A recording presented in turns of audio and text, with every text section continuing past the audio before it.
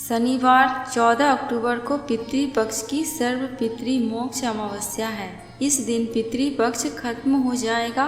इस अमावस्या पर सभी पितरों के लिए तर्पण और श्राद्ध करने का महत्व काफ़ी अधिक है। अगर पितृपक्ष में किसी मृत व्यक्ति का श्राद्ध करना भूल गए हैं या किसी की मृत्यु तिथि मालूम नहीं है तो उसका श्राद्ध कर्म इस अमावस्या पर किया जाता है।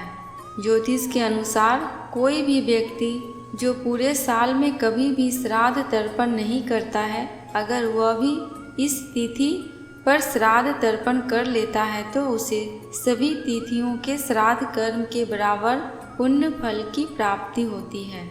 सर्व पितृमोक्ष अमावस्या से जुड़ी कथा जो कि आज के दिन अवश्य ही सुननी चाहिए। प्राचीन समय में अग्नि निष्वात और महर्षि पद नाम के पितृदेव थे। उनकी मानस कन्या थी अक्षोदा। अक्षोदा ने अश्विन मास की अमावस्या पर पितरों को प्रसन्न करने के लिए तप किया था। तपस्या से प्रसन्न होकर सभी पितर देवता अक्षोदा के सामने प्रकट हुए। उस समय अक्षोदा का पूरा ध्यान एक तेजस्वी पितर अमावसु की ओर ही था और वह उन्हें अपलक निहारती रही। उसने अमावसु से कहा, वरदान में आप मुझे स्वीकारें, मैं आपका संग चाहती हूँ। अक्षरा की यह बात सुनकर सभी पितर देवता क्रोधित हो गए। उन्होंने उसे श्राप दे दिया कि वह पितर लोक से पृथ्वी लोक जाएगी। यह सुनकर अक्षोदा को अपनी गलती का एहसास हुआ और वह क्षमा याचना करने लगी। तब पितरों ने दया करके उससे कहा कि वह मत्स्य कन्या के रूप में जन्म लेगी। भगवान ब्रह्मा के वंशज महर्षि पराशर उस मत्स्य कन्या को पति रूप में मिलेंगे और उसके गर्भ से भगवान वेद व्यास जन्म लेंगे। इसके बाद फिर श्राप मुक्त होकर वह फिर से पितर लोक में वापस आ जाएगी। सभी पितरों ने अमावसु की प्रशंसा की और वरदान दिया कि आपने सौंदर्य और स्त्री के आगे अपने मन को भटकने नहीं दिया और अपने संयम और नियम पर आप टिके रहे। इसलिए आज से ये तिथि आपके नाम से अमावसु के रूप में जानी जाएगी। मान्यता है कि तभी से यह दिन पितृमोक्ष अमावस्या के रूप में प्रसिद्ध हुआ।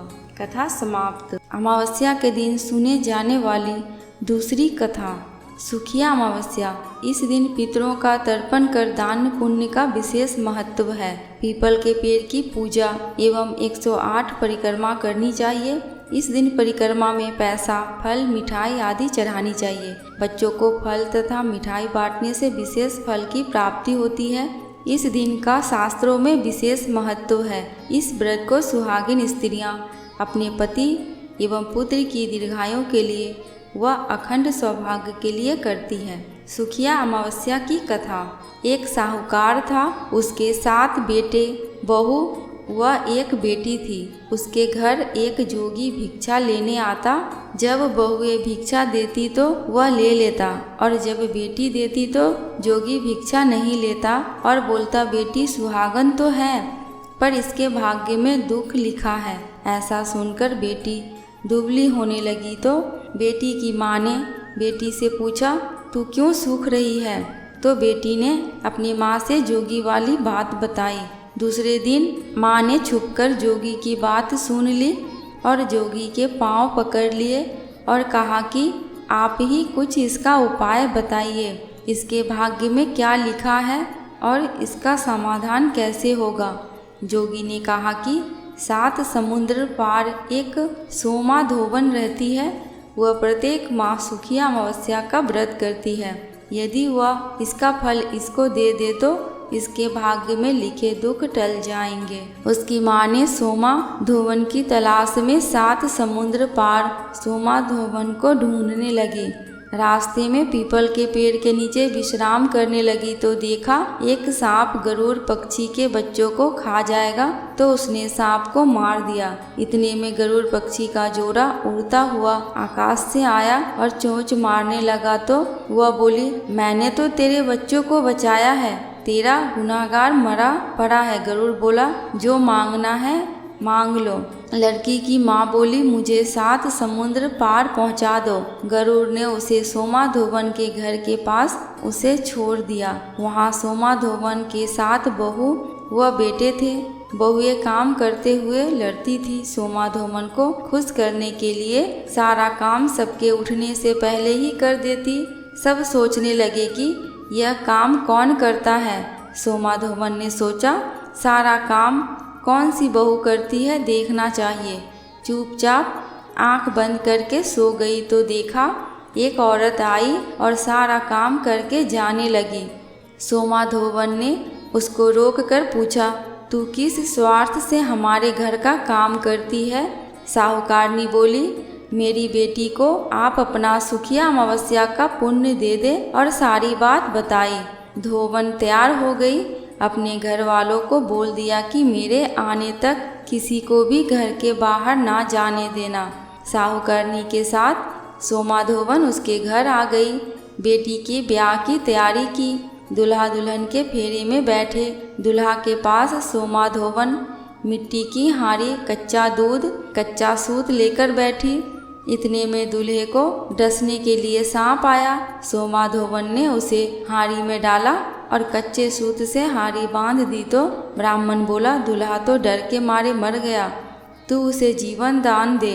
सोमाधोवन ने उसके ऊपर कच्चे छींटे दिए और कहा, आज तक जितनी सुखिया अमावस्या की है उसका पुण्य साहूकार की बेटी को लगना, और जो सुखिया अमावस्या करूं उसका पुण्य साहूकार की बेटी को लगना, और आगे जो सुखिया अमावस्या का करूं उसका फल मेरे पति को लगना। इतना बोलते ही दूल्हा उठ गया। काम पूरा हुआ। वो अपने घर जाने लगी तो साहूकारनी बोली, मैं आपको क्या दूं? तब सोमाधोवन बोली, मुझे क्या चाहिए, बस एक मिट्टी की हांडी दे दो।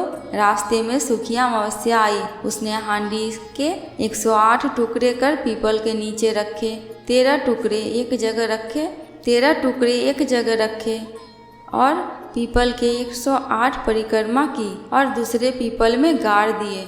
घर जाने लगी। घर आई तो उसका पति मरा पड़ा था। उसने पति पर सुहाग का छींटा दिया और कहा कि मेरी सुखिया अमावस्या का फल मेरे पति को मिले। ऐसा कहते ही उसका पति जीवित हो गया। एक ब्राह्मण आया और बोला, सुखिया अमावस्या का जो किया हो वो दान दो। सोमाधोवन बोली, रास्ते में अमावस्या आई, कुछ नहीं कर पाई, और जो किया वो पीपल के नीचे गाड़ दिया। ब्राह्मण ने जगह खोदी तो पाया कि वहाँ 108 व 13 सोने के टुकड़े रखे हैं। इकट्ठे करके वो घर आया और धोवन से बोला, इतना धर्म किया और कहती हो कुछ नहीं किया। सोमाधोवन बोली, यह सब तुम्हारे भाग्य का है, आप ले लो। ब्राह्मण बोला, मेरा तो चौथा हिस्सा ही है, बाकी 3 हिस्सा आपकी इच्छा हो उसको दान देना। सोमाधोवन ने पाठशाला, प्याव, धर्मशाला, कुएं, बावरिया बनवाने में लगा दिया। ब्राह्मण ने नगर में ढिंढोरा पिटा दिया, सब जन सुखिया अमावस्या का व्रत करे। हे सुखिया अमावस्या, माता साहूकार की बेटी को दिया वैसा अमर सुहाग सबको देना। बोलो सुखिया अमावस्या की जय। कथा समाप्त। दोस्तों, कमेंट बॉक्स में पितृदेव महाराज की जयकारा लगाना बिल्कुल भी मत भूलना। आपको मेरे चैनल पे व्रत त्योहारों की जानकारियाँ एवं उनसे जुड़ी कथा कहानियाँ मिलती रहेंगी। अगर आपको ये वीडियो थोड़ी सी भी अच्छी लगी हो तो प्लीज़ मेरे चैनल को सब्सक्राइब करके मेरी वीडियो को लाइक एंड शेयर कर देना। अंत तक वीडियो में बने रहने के लिए आपका दिल से बहुत बहुत शुक्रिया।